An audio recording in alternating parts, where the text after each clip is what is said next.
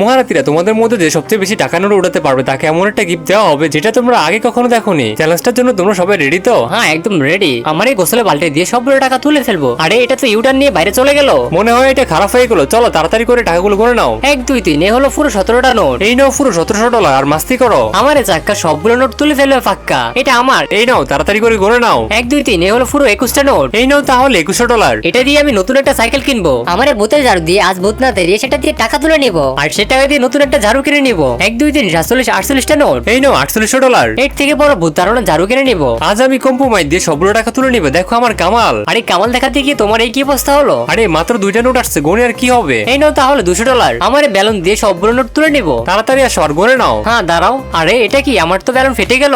এই জন্য তুমি আর কোনো টাকা পাবে না। আমার এই জাদুর রোলার আজ তুলে ফেলবে সবগুলো নোট তা দেখার আগে। হে আল্লাহ, এই জান্নাতি পাথর দেখে যে শেয়ার করে দিবে তাকে মরার আগে একবার হলেও মক্কা হজ করার তৌফিক দান করুন। ওরে বাবা, এই দেখি তো সবগুলো নোট তুলে নিল।